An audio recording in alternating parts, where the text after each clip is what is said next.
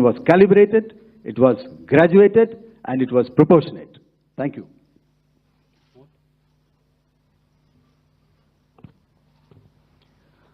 Good evening, ladies and gentlemen. In the aftermath of the cowardly attacks on innocent tourists at Pahalgam in Jammu and Kashmir by Pakistani-sponsored terrorists on 22nd April, the Indian Navy's Carrier Battle Group, surface forces, submarines, and aviation assets were immediately deployed at sea with full combat readiness in concert with the joint operation plan of the Indian Defence Forces. You may be aware that we tested and refined tactics and procedures at sea during multiple weapon firings in the Arabian Sea within 96 hours of the terrorist attack. The aim was to revalidate our crew, armament, equipment, and platform readiness to deliver various ordnance on selected targets precisely. Thereafter, our forces remained forward deployed in the Northern Arabian Sea in a dissuasive and deterrent posture with full readiness and capacity to strike select targets at sea and on land, including Karachi at time of our choosing. The forward deployment of the Indian Navy compelled Pakistani naval and air units to be in a defensive posture, mostly inside harbors or very close to the coast, which we monitored continuously.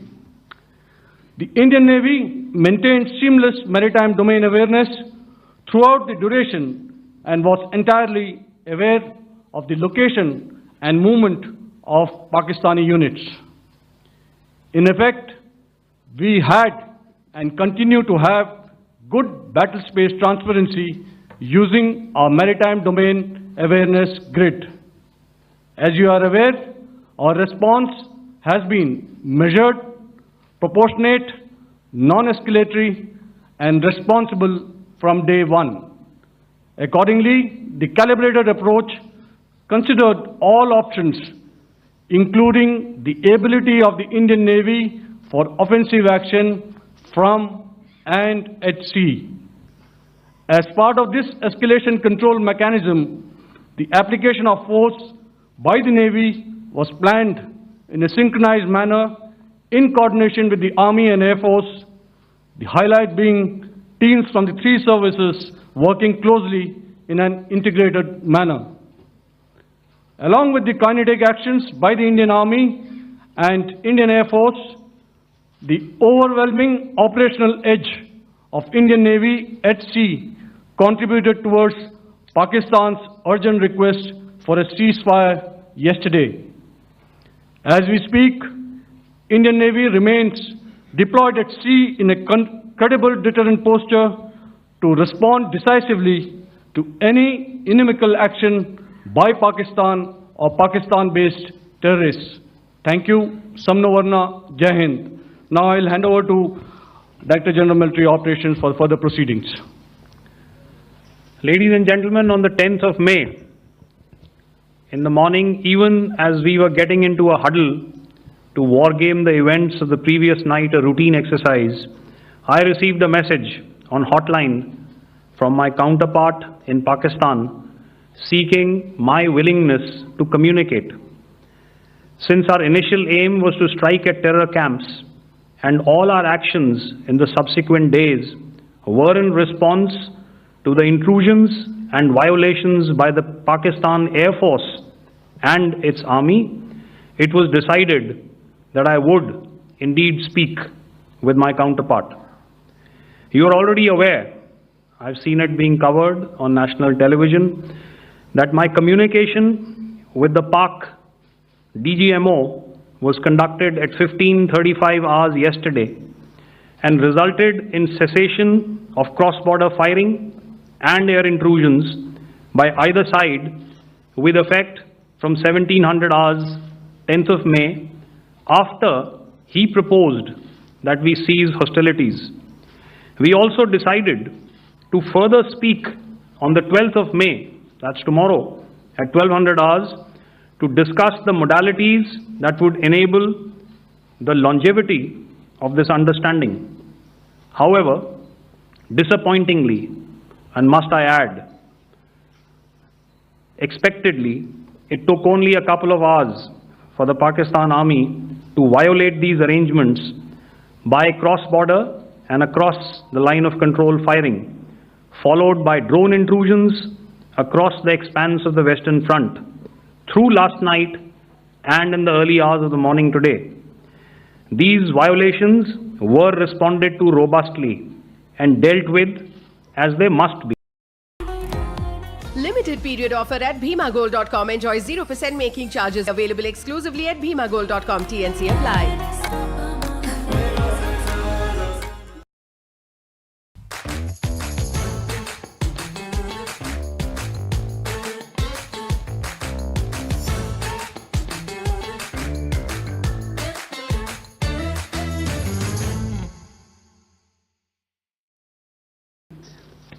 And our firm and clear intent to respond to these fiercely and punitively, if repeated tonight, subsequently or later. In this regard, I must inform all of you that the Chief of Army Staff has earlier today conducted a security review and has granted full authority to our Army commanders for counter-actions in the kinetic domain in case of any violation by Pakistan.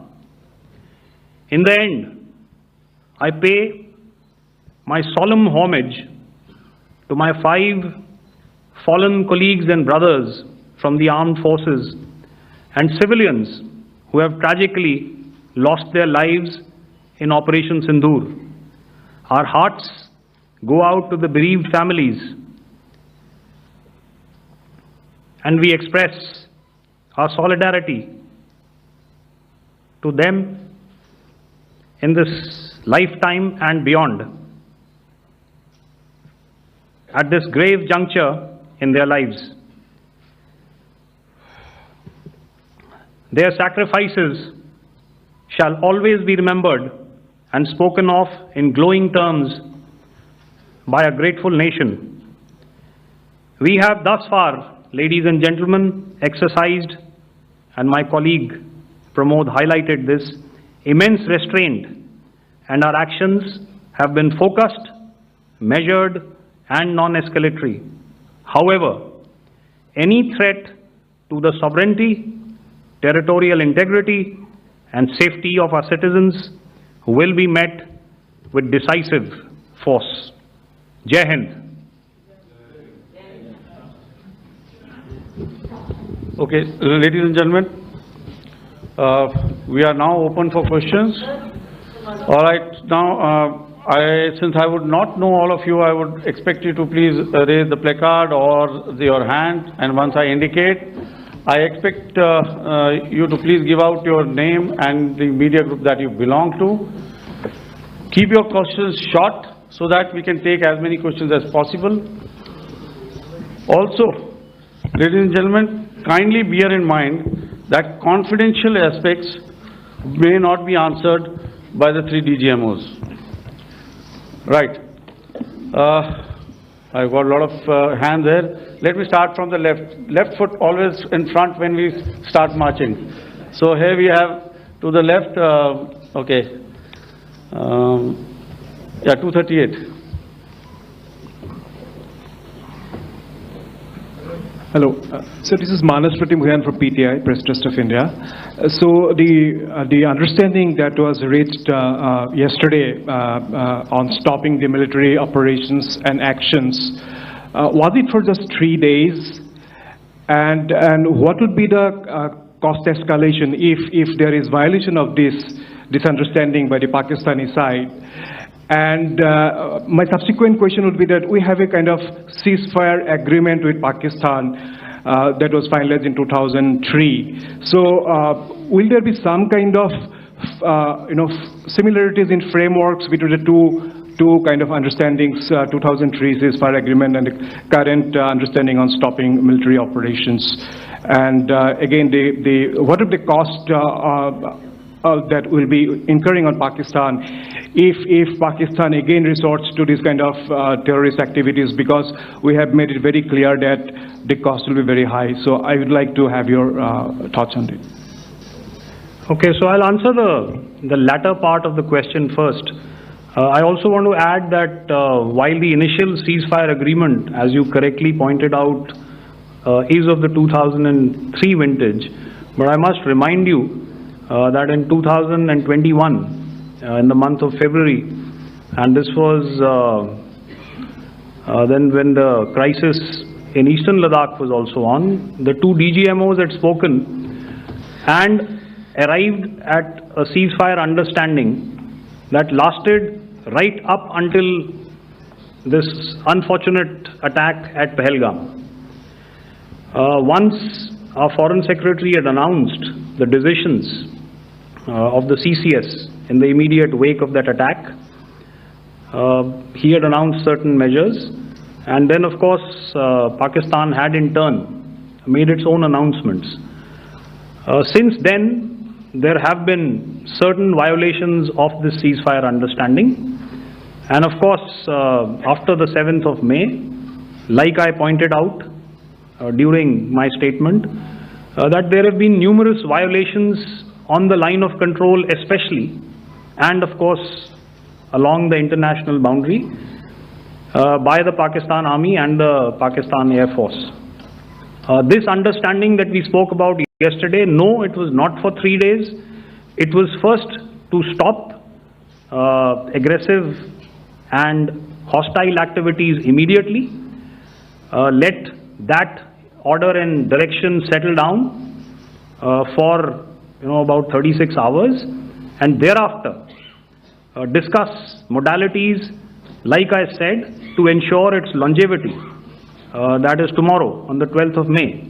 But unfortunately, we had a violation starting at approximately 1900 hours last night, and we've sent a communique, like I said, to the Pakistan Military Operations Directorate, and we will await as to what happens tonight. All right. The cost escalation, I'll leave it to your best imagination. I've already said that the response will be fierce and punitive. Now, the right foot forward. Yeah.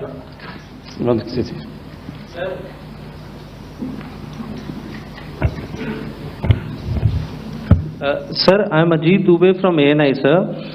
Sir, my question is that you talked about the loss of lives to the Pakistan Army, that was around 35 to 40 kills secured by the Indian Army. Sir, can you tell us what would be the total loss of life to the Pakistan Army in both Army and Air Force attacks, sir? And how good was the performance of the BrahMos, Scalp and the S-400 during the operations? And sir, since we have just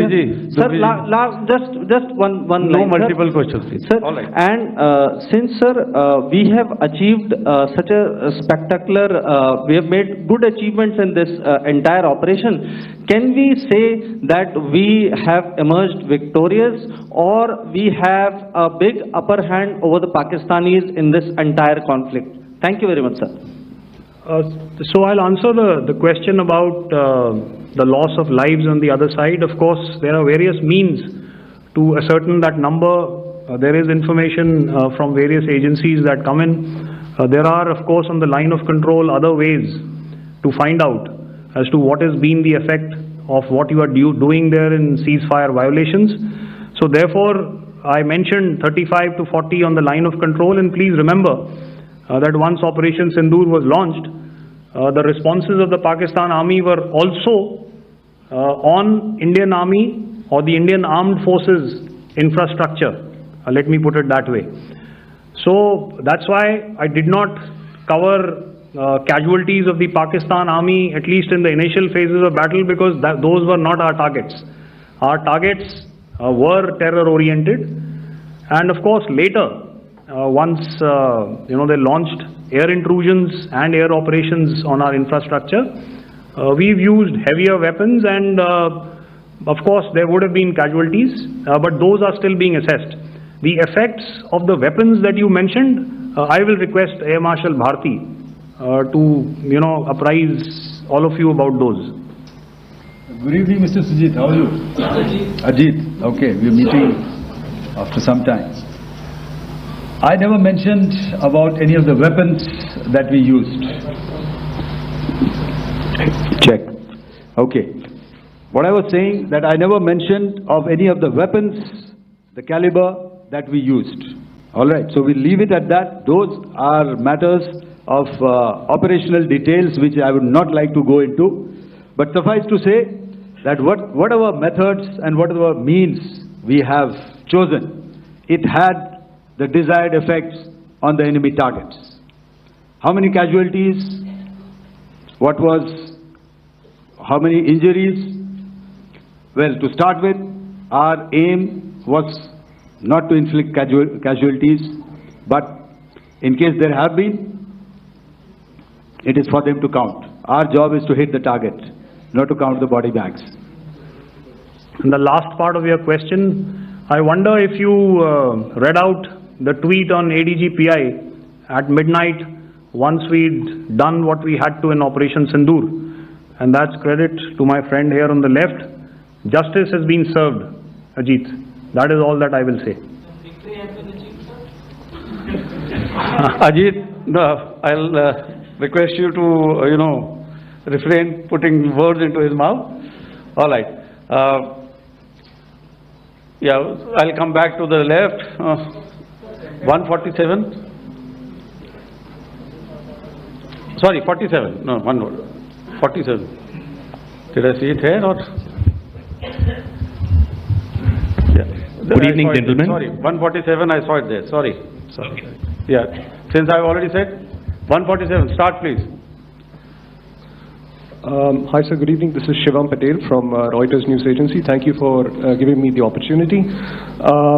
My question, sir, is how many military targets did Indian Armed Forces strike in Pakistan in response to the attacks from Pakistan? How were these targets selected? And how many troop casualties have been there in total on both sides, if you can give details? Thank you. I'm sorry, where are you? I haven't spotted his... He's to the right. Okay. Can you just repeat that for me, please? Sure, sir. So my name is Shivam Patel. I'm from Reuters News Agency. My question is, how many military targets...